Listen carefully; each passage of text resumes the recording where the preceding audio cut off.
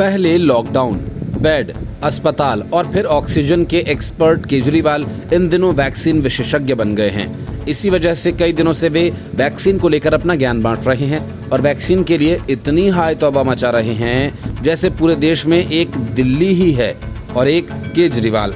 इसी चक्कर में केजरीवाल फाइजर और मॉडर्ना जैसी कंपनीज के पास वैक्सीन खरीदने पहुंच गए। वैक्सीन कंपनीज ने केजरीवाल को कोई भाव देना तो दूर, उन्हें टके सा जवाब दिया। कंपनीज ने साफ कहा, उन्होंने केजरीवाल को सीधे हम केवल भारत सरकार से ही डील करेंगे कहा।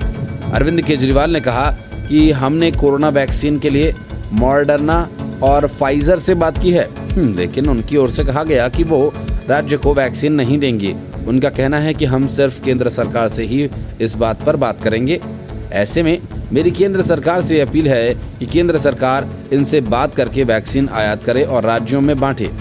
हम पहले ही काफी समय गंवा चुके हैं, अब और देर करना बहुत खतरनाक हो सकता है। केंद्रीय स्वास्थ्य मंत्रालय ने अपने एक बयान में कहा कि सरकार ने अभी तक निःशुल्क और राज्य द्वारा सीधे खरीदे जाने पर 21 करोड़ 80 लाख से अधिक टीकों की खुराक राज्यों केंद्र शासित प्रदेशों को उपलब्ध कराई है और 40,650 खुराक अगले दिन में केंद्र और राज्य शासित प्रदेशों को मिल सकेंगी। दिल्ली के अलावा वैक्सीन निर्माता कंपनी मॉडर्ना ने पंजाब सरकार द्वारा वैक्सीन आपूर्ति की मांग को भी ठुकरा दिया। कंपनी का कहना है कि वह अपनी नीतियों के अनुसार केवल केंद्र सरकार से ही मामले पर बातचीत करते हैं। अमेरिकी वैक्सीन निर्माता कंपनी के अलावा पंजाब सरकार ने स्पुतनिक, फाइजर और जॉनसन एंड जॉनसन से वैक्सीन की खरीद के लिए संपर्क किया था। हालांकि पंजाब सरकार द्वारा जारी किए गए बयान के मुताबिक इन कंपनीज में से सिर्फ मॉडर्ना ही अपना जवाब दे रही है। वैक्सीन निर्माता कंपनी ने अपनी नीतियों का हवाला देते हुए कहा कि वैक्सीन से संबंधित मुद्दों पर वह केवल भारत सरकार से ही संपर्क करेगी। कंपनी राज्यों या निजी ग्राहकों से कोई सौदा नहीं करती। वैज्ञानिकों का मानना है कि कोरोना की तीसरी लहर बच्चों के लिए बेहद घातक साबित हो सकती है। ऐसे में भारत सरकार ने बच्चों की कोरोना वैक्सीन को लेकर भी अपनी तैयारियां तेज कर दी हैं। रिपोर्ट्स के मुताबिक भारत बायोटेक जून 2021 से बच्चों के लिए कोविड-19 वैक्सीन पर ट्रायल शुरू कर सकता है।